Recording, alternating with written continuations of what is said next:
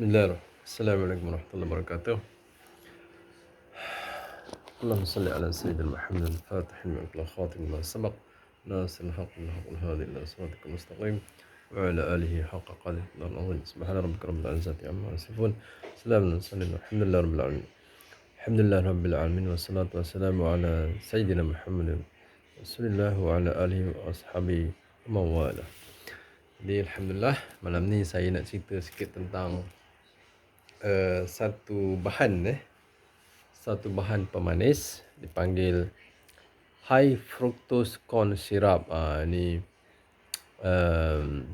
term teknikal sikit, tapi memang ada dalam makanan yang diproses, makanan yang dipack, minuman-minuman yang manis, makanan yang manis, minuman kotak atau dalam tin, kan, ataupun makanan lah yang manis juga macam makanan yang manis, apa biskut-biskut manis ke, bakeries yang manis, mungkin ada taruh HFCS.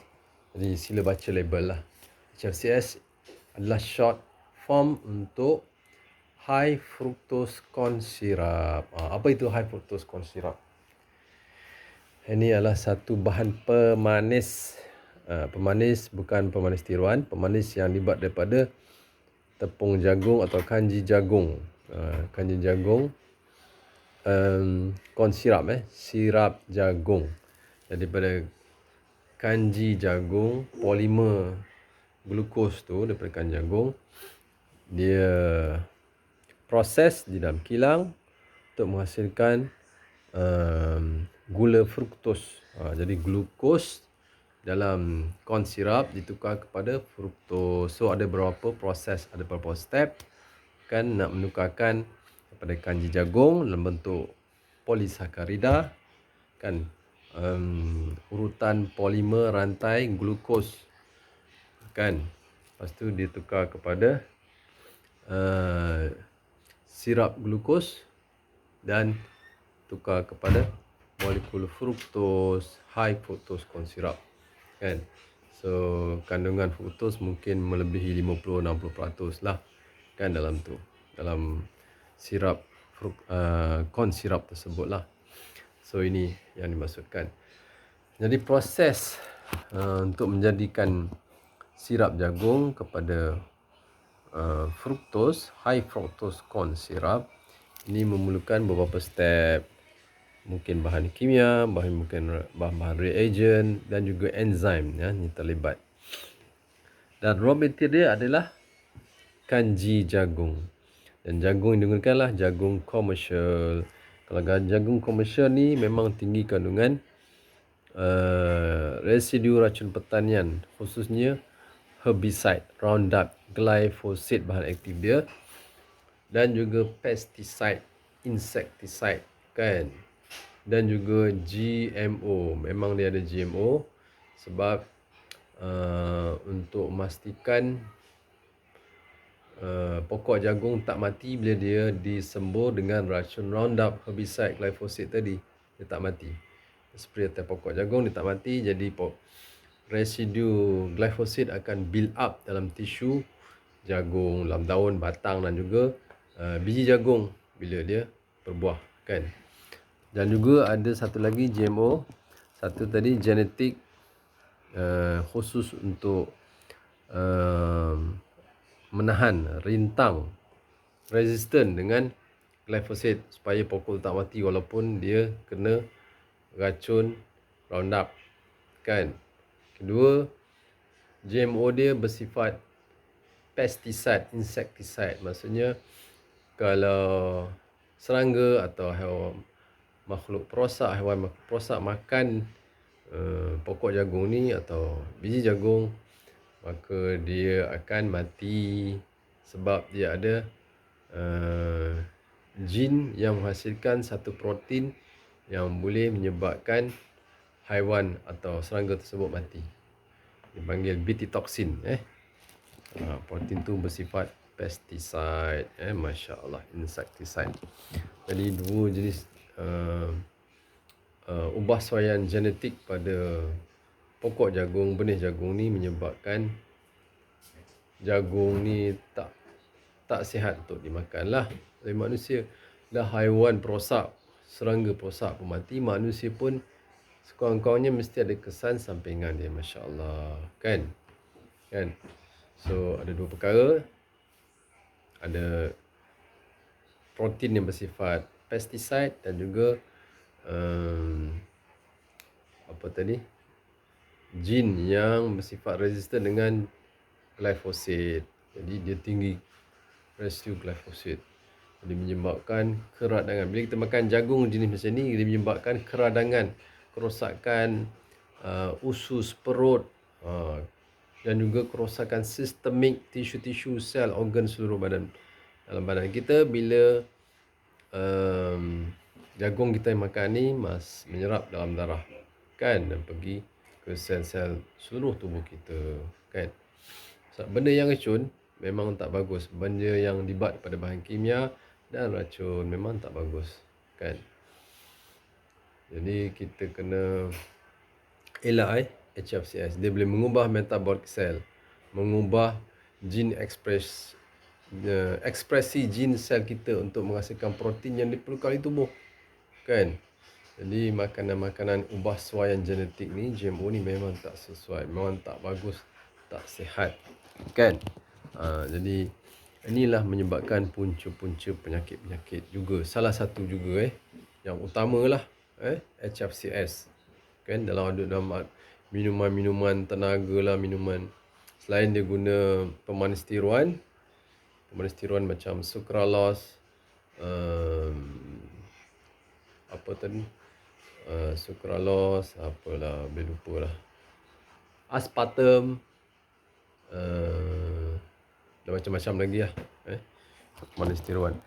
Tapi HFCS walaupun dia bukan pemanis tiruan, berasal daripada kanji jagung yang asli, daripada plant based, tapi proses penanaman dia, genetik dia, ubah suai genetik dia, dan proses penghasilan fruktos daripada corn syrup tadi, glukos, pun melibatkan bahan kimia. Ini semua akan menyebabkan keradangan. Keradangan maksudnya kerosakan sel, kerosakan fungsi sel, kerosakan signaling, komunikasi sel, kerosakan protein, gene expression, metabolic, mitokondria, menyebabkan redox, status tubuh kita tak seimbang. Jadi oksidan berlebihan daripada antioksidan. Jadi banyak mekanisme dalam tubuh kita yang terganggu, kan. Jadi punca-punca penyakit gout, uric acid meningkat, mikrobiom kita jadi tak sihat, bakteria baik akan rosak, mati, sakit, kan. Penyakit gastrik, leaky gut, keradangan, arthritis, kan, macam-macam lah penyakit HFCS. Alright. So lebih baik kita makan gula tebu yang organik lah. Tapi masalahnya tak ada kecuali makanan tu di-certified sebagai organik, baru diguna gula tebu organik, insyaAllah. So apa beza high fructose corn syrup dengan fructose yang secara alami ada dalam makanan kita? So makanan kita yang manis-manis, berasaskan tumbuhan, buah-buahan, madu lebah, apa lagi? Buah-buahan, madu lebah, tebu, ubi bit, kan. Semua yang manis ni ada fruktos. Fruktos adalah unit monosakarida, gula, unit monomer karbohidrat, fruktos, glukos dan galaktos. So fruktos yang ada dalam buah-buahan, dalam madu lebah, lobak bit, itu tidak mengapa, kita boleh makan. Dia tak sama dengan HFCS, high fructose corn syrup, yang dihasilkan secara komersial, proses kimia dan daripada benih jagung yang diubah suai genetik dia. Fructose yang ada buah kurma dan buah-buahan manis, dalam buah tebu, buah temikai, buah mangga, macam-macam lah buah-buah manis, buah mata kucing, buah longan, kan. Sukros adalah disakarida. Satu unit molekul fruktos, satu unit molekul glukos bergabung bentuk sukros. Bila dicerna, dia menghasilkan 2 unit gula ringkas dipanggil glukos dan fruktos, kan? So fruktos yang ada dalam buah-buahan, madu lebah 80% karbohidrat dia adalah fruktos. Kemungkinan 90% macam madu sidir, madu yang pekat-pekat yang cair tu, kan? Madu sidir kandungan fruktos dia sangat tinggi. Glukos dan sukros dia sangat rendah, kurang daripada 5%, kurang daripada 1%. Jadi gula yang lain terdiri daripada lebih pada 90% adalah fruktos, kan? Jadi jangan risau untuk mengambil fruktos di dalam makanan asas ketumbuhan yang alami, khususnya yang bersifat manis, madu, buah-buahan, macam-macam buah-buahan. Semua buah-buahan yang manis mesti ada fruktos. Kalau ada sukros, mesti ada fruktos. Bukan gula tebu saja yang ada fruktos atau sukros. Semua buah-buahan ada fruktos dan sukros yang manis, yang rasa manis, begitu. Dan dalam ubi-ubi, kekacang juga ada sedikit lah, tak banyak, kan? Dalam buah kurma ada 50%, buah kurma yang kering lah 50% adalah gula, gula, sukros, glukos dan fruktos. Okay. Jadi yang ini tak ada masalah, tak ada isu. Yang mengatakan fruktos boleh menyebabkan masalah metabolik, penyakit-penyakit metabolik, boleh menyebabkan insulin resistant ataupun hati berlemak, yang itu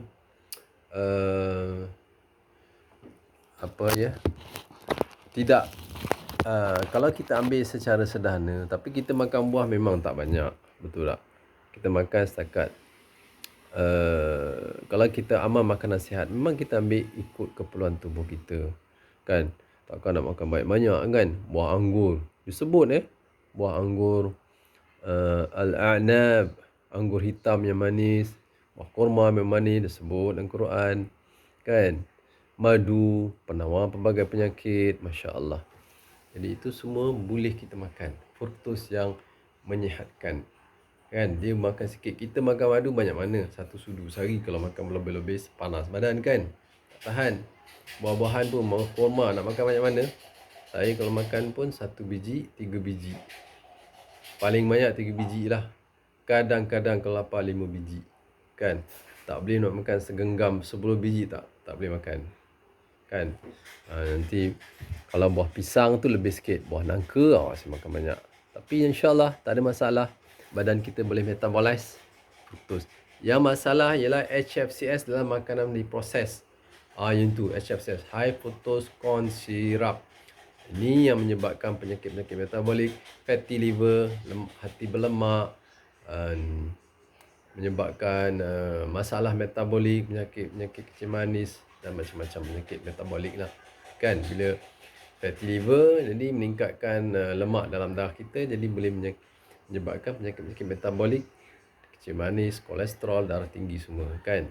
Dia berkaitan lah. So HFCS dalam makanan terproses, makanan diproses, kan? Bukannya fruktos yang terdapat di dalam buah-buahan yang alami. Memang dalam buah-buahan memang ada secara alami. Yang itu badan kita boleh guna, boleh proses secara sempurna, masya-Allah, kan? Dan juga kalau kita amal makanan-makanan radang yang lain, macam minyak sayuran, lemak sayuran, RBD yang diproses secara ekstrim guna kimia, kan? Chemical refining, itu menyebabkan gangguan metabolik pada sel kita, gangguan kefungsian sel, gangguan kepada gene expression, keradangan rosakan sel. Itu yang menyebabkan fatty liver lebih utama, lebih prominent, lebih significant. Lemak trans, minyak sayuran, minyak masak yang proses secara chemical refining, bleaching, deodorize. Lepas tu lemak sayuran diproses pula dengan lemak menjadi lemak sayuran sama terhidrogen separa atau tak terhidrogen atau terhidrogen sepenuh. Semua minyak-minyak sayuran yang diproses secara chemical refining, Kan, ini boleh menyebabkan keradangan dan build up lemak dalam darah, dalam hati, kan, dan boleh merosakkan mitokondria, DNA juga. Dia menyebabkan kerosakan DNA, mutasi DNA juga, khususnya lemak trans. Jadi insyaAllah semoga manfaat. InsyaAllah. Jadi janganlah takut untuk makan buah-buahan dan madu lebah, rugi. Kan, benda tu sebenarnya tidak menyebabkan penyakit metabolik ke, penyakit kencing manis ke, uric acid ke, fatty liver ke, gout. Tidak sama sekali. Masya-Allah. Jadi satu kita punca benda lain, kita salahkan benda lain. Soalan macam lembu punya macam mana? Susah nak sebut. Lembu punya sapi, sapi punya susu, kerbau dapat nama. Macam itulah, saya pun tak ingatlah dia punya tu kan.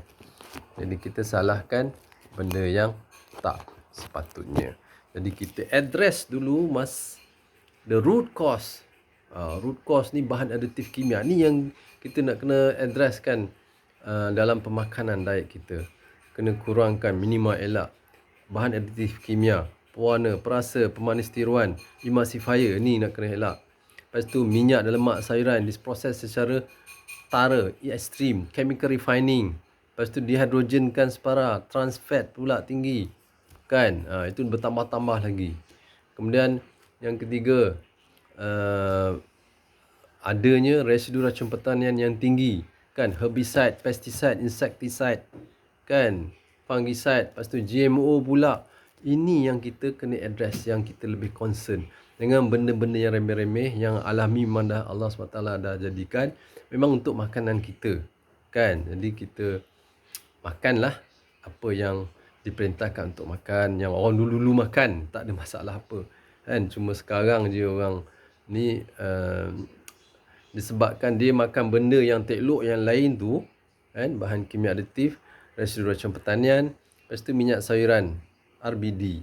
Hak ni dia ambil, kan. Lepas tu dia salahkan benda lain, buah-buahan lah, madu lah. Tak patutlah. Jadi kita lah yang rugi. Manfaat daripada madu sangat banyak. Masya-Allah.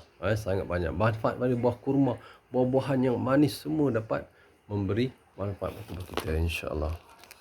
Assalamualaikum warahmatullahi wabarakatuh.